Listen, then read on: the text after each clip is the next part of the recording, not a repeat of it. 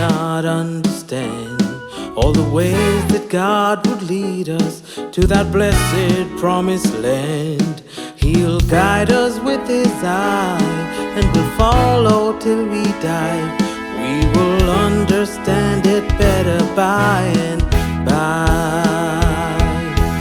By and by, when the morning comes, all the saints of God are gathered home. We will tell the stories of how we overcome. We will understand it better by and by. After cherished plans have failed, disappointments have prevailed. We've wandered in the darkness, heavy-hearted and alone. We trusted in the Lord, and according to His word, we will understand it better by and by. By and by, when the morning comes, all the saints of God are gathered home. We will tell the stories of how we overcome. We will understand it better by and by.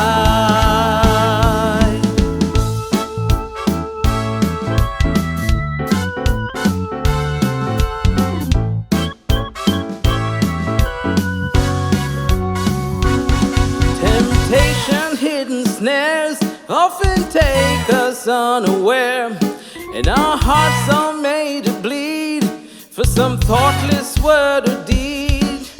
We wonder why the test when we try to do our best.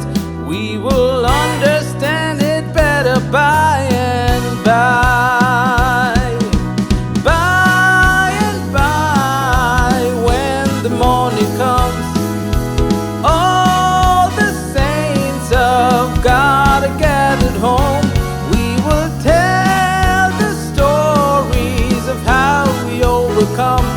We will understand it better by and by.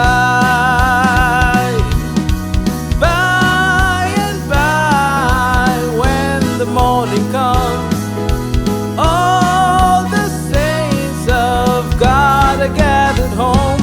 We will tell the stories of how we overcome. We will understand it better by and by. We will understand it better. Understand it better. We will understand it better by and by.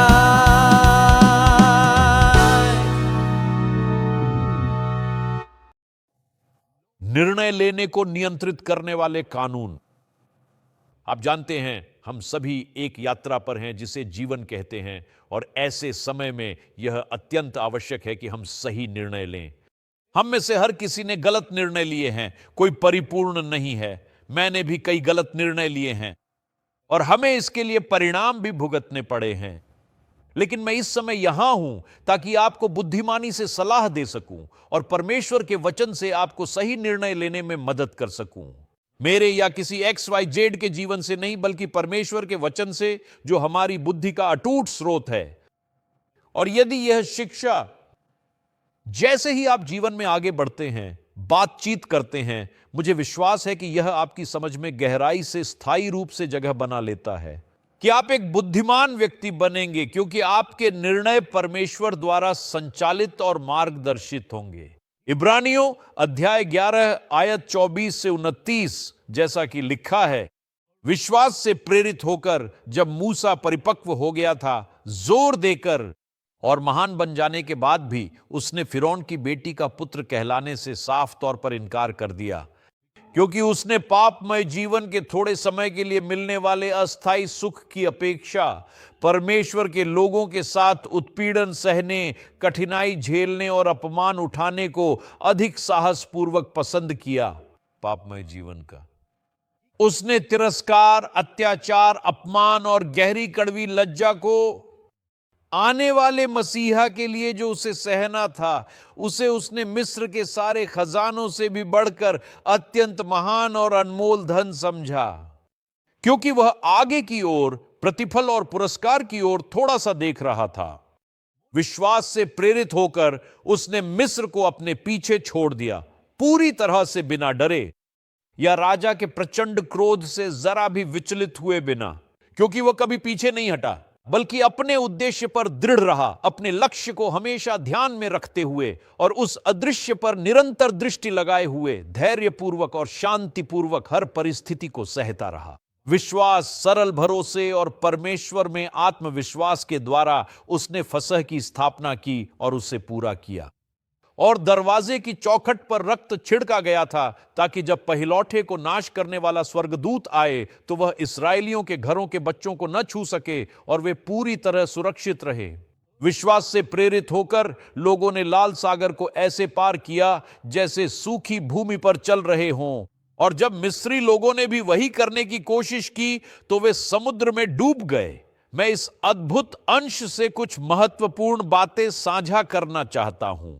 मूसा के जीवन से हमें जिन 7 नियमों पर विचार करना चाहिए, एक ऐसा व्यक्ति जो अद्भुत था, बाइबल काल के सबसे महान नेताओं में से एक, और जिसकी अद्वितीय बुद्धिमत्ता से हम भी अपने जीवन में निर्णय लेते समय सीख सकते हैं, ताकि परमेश्वर हमें सम्मानित करें। पहला बिंदु इब्रानियों अध्याय 11 और पद 24 में बाइबल कहती है, विश्वास से जब मूसा बड़ा हुआ, उसने फिरौन की बेटी का पुत्र कहलाने से साफ तौर पर इनकार कर दिया। निर्णय लेने का सबसे पहला और महत्वपूर्ण नियम यह है, हर उस चीज से अलग हो जाएं जो परमेश्वर के राज्य के विरुद्ध है। उन चीजों से कोई संबंध न रखें जो परमेश्वर के राज्य से संबंधित नहीं है। आप जानते हैं क्यों? क्योंकि यदि आप परमेश्वर के राज्य में हैं तो आप परमेश्वर की शक्ति, बुद्धि, व्यवस्था और उसकी सुरक्षा का लाभ उठाते हैं, स्वयं परमेश्वर।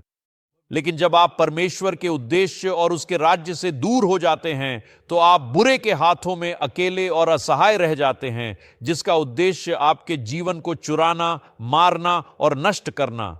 अलग होने का क्या मतलब है? इसका अर्थ है अस्वीकार करना, इनकार करना, किसी चीज को ठुकरा देना, निंदा करना, इनकार करना, त्याग देना। आपको इसी क्षण एक सूची बनानी होगी।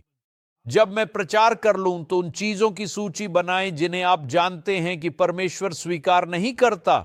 आदतें, दोस्तियां, इनकी एक सूची बनाएं और परमेश्वर से प्रार्थना करें कि वह आपको धीरे धीरे इसे पार करने की शक्ति दे, जब तक कि ये चीजें आपके जीवन का हिस्सा न रहें, बल्कि आप इन्हें अस्वीकार कर दें, आप स्वयं को इनसे अलग कर लें, ताकि परमेश्वर की महिमा हो सके।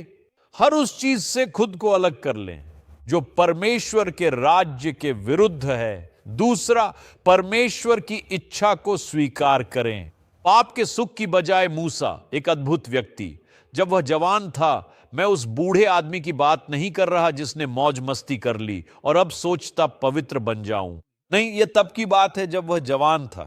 जब वह बाल्यावस्था से युवावस्था में पहुंचा, थोड़ी देर बाद पद 25 में वह कहता है, उसने परमेश्वर के लोगों के साथ कष्ट उठाना पाप के सुख भोगने से बेहतर समझा। आपको समझना होगा कि मूसा महल के लायक था, वह महल में पला बढ़ा था, उसके पास जितनी भी सुख सुविधाएं हो सकती थी वह सब पा सकता था, लेकिन परमेश्वर की चेतना ने उसे सही निर्णय लेने के लिए प्रेरित किया। इसने उसे परमेश्वर के प्रति जागरूक बना दिया। उसने कहा, मैं महल के भड़कीले जीवन में नहीं रहना चाहता, मैं परमेश्वर के लोगों के दुख में सहभागी होना चाहता हूं, वहीं रहना चाहता हूं जहां वे हैं।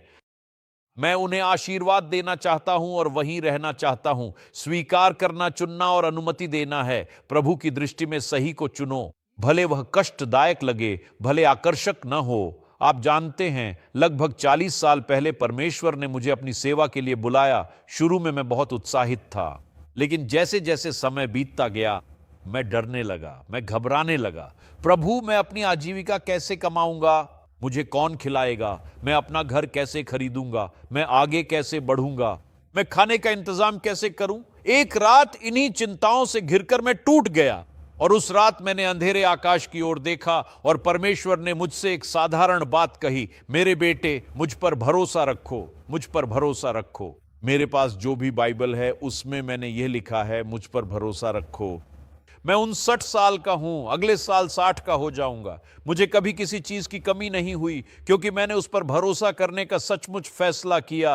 आपकी जिंदगी में समय आता है जब आपको अपनी इच्छाओं को छोड़ना पड़ता है। हाँ, मेरी इच्छा डॉक्टर बनने की थी।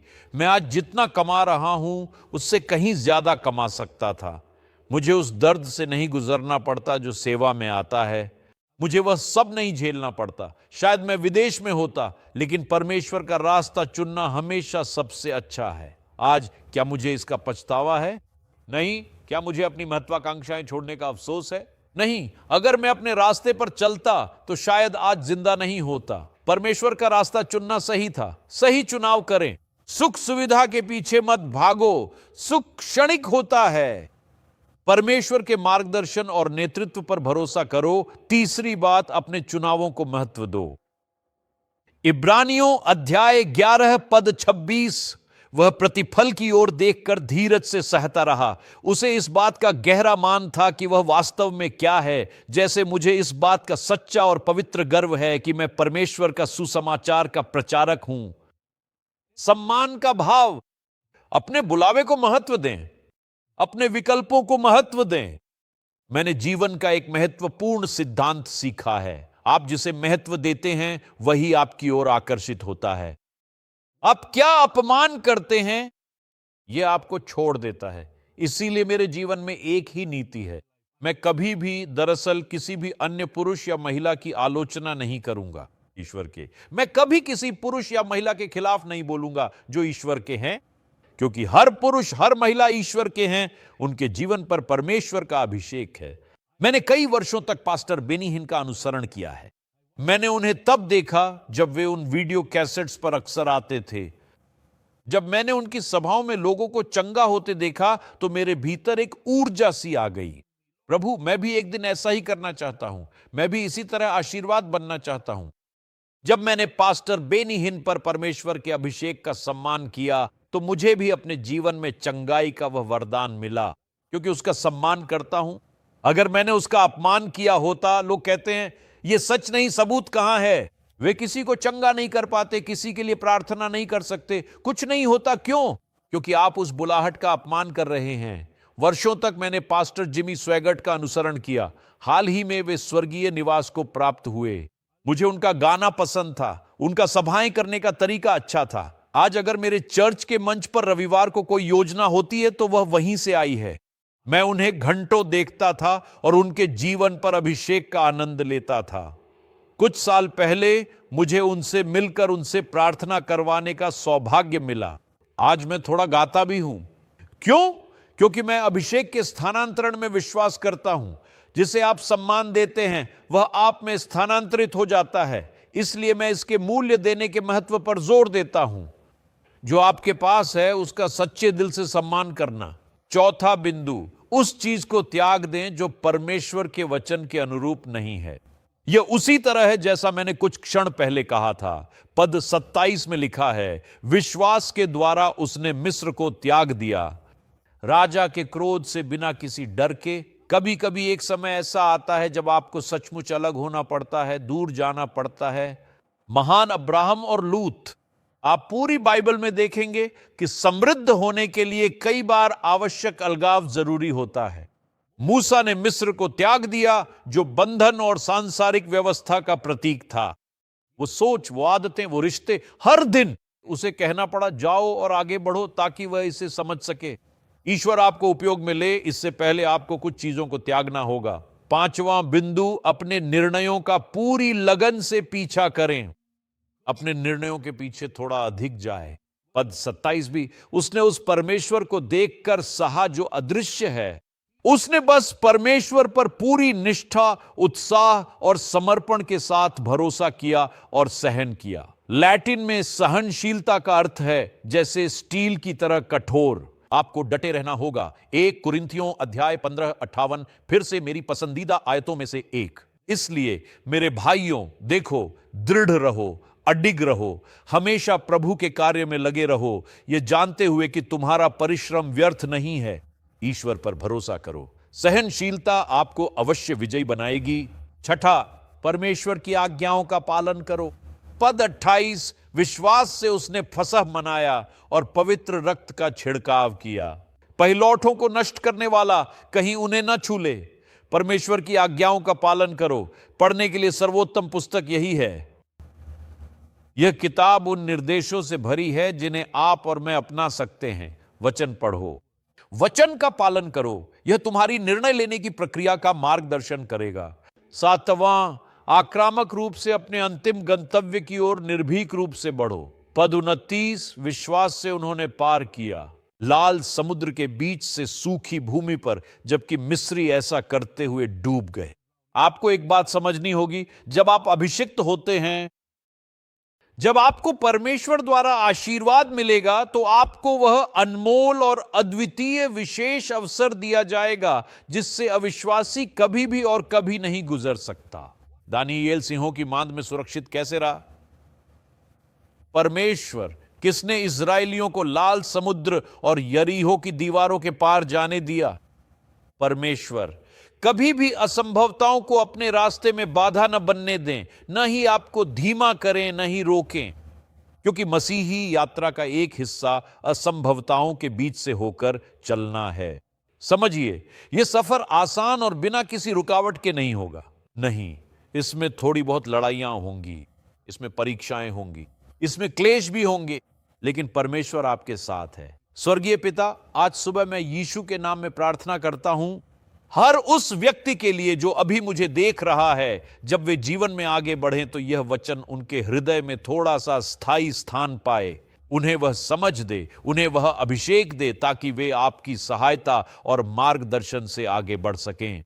यीशु के नाम में हम प्रार्थना करते हैं। कृपया उन सभी को आशीर्वाद दें। आमीन।